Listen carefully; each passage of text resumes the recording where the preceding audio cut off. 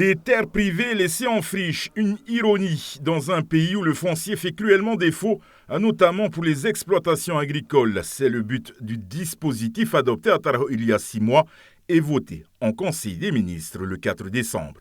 À partir du moment où il n'y a pas les terrains ne sont pas sur un PGA qui soit déjà à finalité agricole, c'est d'inscrire leur propriété, l'urbanisme sur une finalité agricole, c'est-à-dire une zone agricole protégée.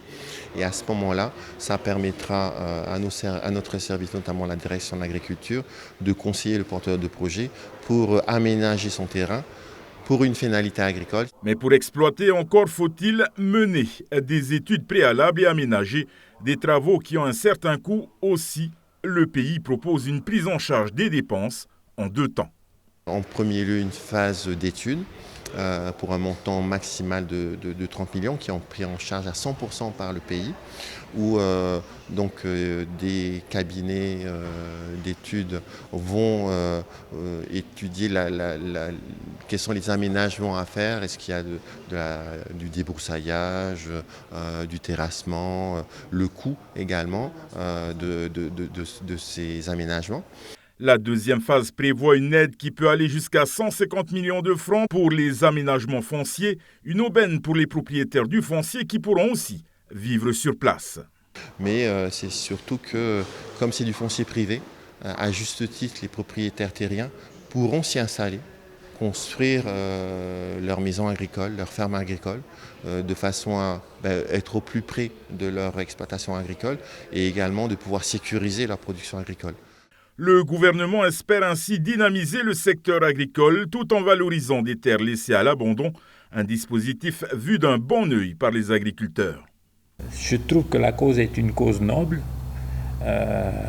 C'est vrai que les agriculteurs ont beaucoup de mal à trouver des terres et du foncier, notamment parce qu'ici on a 80% qui sont des terres individuelles. Premièrement, et deuxièmement, la loi sur les baux ruraux est une loi très complexe. Si la prise en charge jusqu'à 100% est bienvenue, elle laisse cet agriculteur de la presqu'île sceptique. Oui, alors, tu sais, vous savez, c'est le nerf de la guerre d'avoir les finances. Et j'espère que c'est un vœu pieux qu'on puisse s'engager à de telles subventions. Parce que, imaginez 160 millions pour désenclaver une terre agricole, c'est pas rien, c'est énorme. C'est comme je disais que c'est une cause noble, mais est-ce que les moyens financiers vont suivre le vœu pieux qu'on est en train de faire? Les candidats sont d'ores et déjà invités à se rapprocher des antennes de la direction de l'agriculture pour se renseigner et monter un dossier. Rue animée au rythme de Noël hier soir à Fa'a, les chars illuminés et décorés aux couleurs de Disney ont égayé la commune.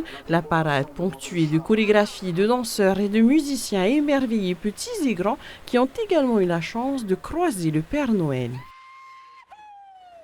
Du côté de Pire, on se met aussi à l'heure du carnaval de fin d'année. Après un mois de préparation, les jeunes des quartiers finalisent leurs costumes. Le thème retenu pour ce Heiva Taravana, le film de Disney, Atlantide, l'Empire perdu. La commune a pensé à ce genre de dispositif justement pour rassembler les jeunes, pour montrer que voilà, on a tous quelque chose à offrir à la population et surtout pour avoir une certaine cohésion entre les quartiers, pas seulement avec les personnes de notre quartier, mais aussi avec les autres zones pour pouvoir se rencontrer et partager surtout. Plus de 500 jeunes participeront à ce Heiva Taravana de Pire et sur la route de Aur Etiniho. L'événement démarrera demain soir à 17h30.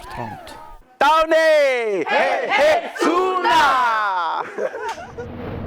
17h, le centre-ville devient une rue piétonne et s'anime en douceur. Durant 3 heures, Uturwa va vivre la nuit. En famille ou entre amis, l'heure est aux emplettes et à la détente. Ce soir, tout le monde compte bien profiter des animations proposées par Uturwa Centre-ville. Exactement, nous avons demandé à fermer la ville afin qu'elle soit déjà plus sûre, pour que tout le monde soit en sécurité. Les activités en place sont entièrement gratuites. Nous avons prévu des jeux pour petits et grands, un spectacle de magie et tous les patentés et commerçants qui proposent de beaux deals pour Noël. Plus nombreux à participer, les commerçants ont pris leur disposition cette année. Jouer les prolongations permet de brasser plus large et de toucher les clients de dernière minute. Oui, parce qu'il y a quand même beaucoup de gens qui travaillent, qui sont occupés aussi.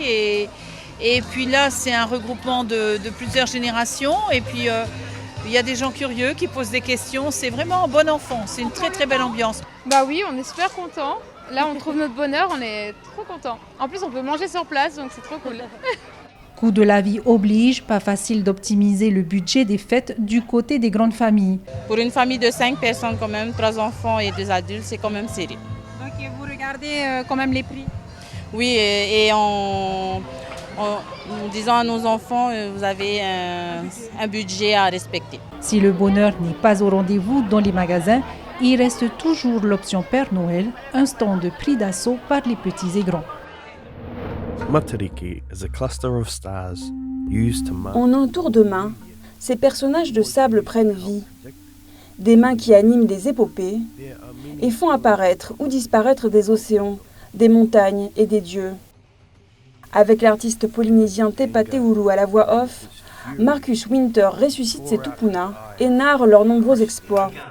Des légendes sur les peuplements originels qui parlent forcément au public polynésien. Je voulais avoir le point de vue maori des légendes du Pacifique, de voir un peu comment nos frères de Nouvelle-Zélande, de Aotearoa, racontent les histoires que nos ancêtres nous ont racontées aussi à nous, nous ont transmises.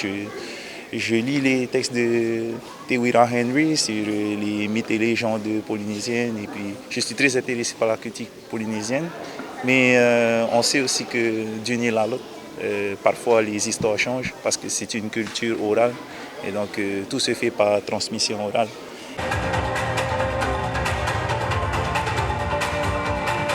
On le voit là ce soir, il y a énormément de Polynésiens, de souche, j'ai envie de dire, en fait, qui sont là, qui sont intéressés par ces histoires. Et je trouve que c'est une bonne façon, effectivement, de partager avec le public toutes ces légendes, à travers, parce qu'on voit se dessiner les choses sous nos yeux, c'est retranscrit donc sur l'écran, enfin, c'est très, très, très, très vivant.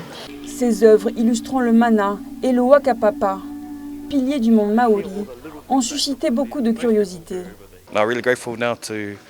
Je suis vraiment reconnaissant de pouvoir répondre à des questions vraiment intéressantes qu'on m'a posées sur la culture, comment la garder en vie. Et ma façon à moi, c'est d'utiliser l'art pour aider à revigorer nos légendes et créer des discussions autour. Au-delà de la promotion de l'identité maori à travers l'art, il espère que son travail crée un dialogue entre nos deux cultures et celle de l'Occident. Retrouvez ce journal en replay sur notre site internet et notre application mobile TNTV.